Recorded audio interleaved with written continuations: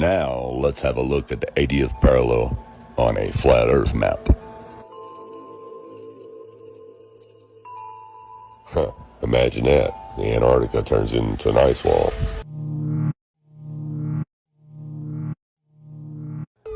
What you have to understand is that this is a Royal Navy ice patrol ship. And it is also an icebreaker, which means it can go places that no other vessels can go. Now, the only way that this Royal Navy ship is going to come looking for you in the ice is if you make it past the 60th parallel. And at the 60th parallel, you will be turned around by just your average Navy warship. Whether it's China, America, Russia, whatever country you are close to, when you get to that 60th parallel, that country's Navy is going to send a cruiser or a warship out to turn you around. They are the first line of defense. The final line of defense is this Royal Navy ship right here. Now, I'm just showing you one. I'm not going to take up a lot of time showing you each one of these icebreakers, because there's an icebreaker for each territorial boundary of the 80th parallel, just as there's a warship for each territorial boundary of the 60th parallel. Okay, now let me help you understand that. On a so-called globe, this right here would be the 60th parallel south, and this is where the average Navy warship will turn you around and tell you that you are in maritime waters. Okay, now that you understand that, on a so-called globe, this right here would be the 80th parallel south, which is basically the whole coast of what you have been taught to believe as the Antarctica. And this is where the Royal Navy icebreaker ship will track you down. Now let's have a look at the 80th parallel on a flat Earth map. Imagine that. The Antarctica turns into an ice wall. And look at that. The 80th parallel is the perimeter of the ice wall, which the Royal Navy icebreaker protects. And like I said, there is one of these icebreakers for each territorial boundary. I'm just showing you this one to give you an idea of how they patrol. Like I was saying, this Royal Navy icebreaker ship is designed to cut through this ice and come find you. You also have buoys on the ocean that have been there for a long time. And you can research this yourself. There are several sites, but for instance, right here, National Data Buoy Center. Now, if you'll scroll down a little bit, it gives you a map there with the red and yellow showing you where some of the buoys are, stations with recent data, stations with no data last 8 hours. So yes, there are buoys stationed all over the ocean that transmits data. But anyways, check this out. Even if you can go under the radar of the Navy, they have these buoys that set off signals that will notify the Navy of your exact location. Here is a Google diagram of how it works. Just simple towers. The buoys are like towers on the ocean because the ocean is flat. So they send a signal to each one. And as soon as that signal goes off, when the waves get just a little bit rough, they know exactly where you are.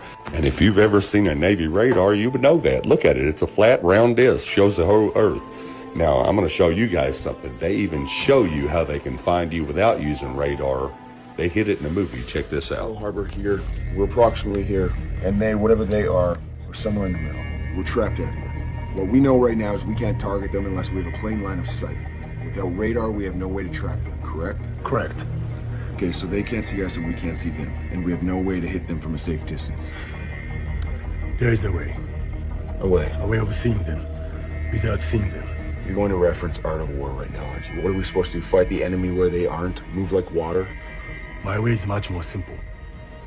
Water displacement. How do you track water displacement? Tsunami buoys. Tsunami buoys. You have them surrounding your islands, transmitting displacement data. We hack into their transmissions, form a grid. You can't track anything without radar. I don't need the radar. Just the radio frequencies.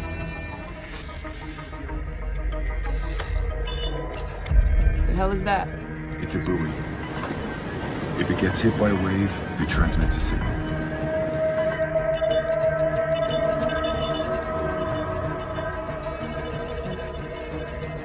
Bring up chart plot. Chart plot. Bring it up.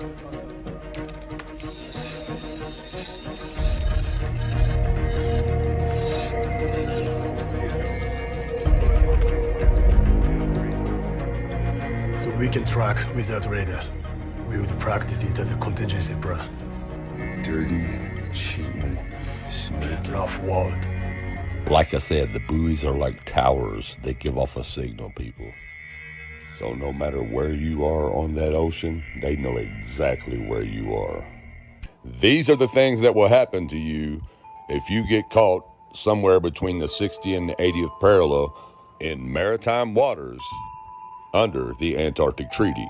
We got boats disappearing, people getting killed, and this man right here got jailed and fined. Now think about that, people. Jailed and fined, boats disappearing, people getting killed, all because they're going over here to try to check out this big old snowy ice continent that supposedly don't nobody live on but some penguins. Think about that. Think about that. Now, I don't care whether you believe me or not. That's on you. I'm just telling you the facts. Anyways, let's move on. Now, let's say you can make it past this territorial boundary of the 60th parallel. Also remembering that you can only make this trip 3 months out of the year before the ice fields start closing in. So let's say you can make it that far and somehow get close to the 80th parallel, which is where the Royal Navy icebreaker will be on guard and patrolling. And now, let's just say you can get past that bad boy. If you do, then you have about 5 or 6 foot of ice that's frozen on top of the ocean water that you have to break through. And you have to break through miles of that ice before you even get to the real ice wall. Personally, I think the unconquered south face is the only one worth scaling. It's a 20,000-foot sheer wall of ice, but that's never stopped me before. Risk? Of course I'm aware of the risks. Thank you for your concern. So let's say if you can get past all the ice on the ocean and make it to the wall, then you have to find a way to get up the 200-foot wall, okay? Now, let's say you can get past all that. Then what you have is an ice desert that just goes on forever, filled with mountainy terrain and temperatures that are 150 degrees below zero. Now, if you can somehow make it past all that, you might find the firmament.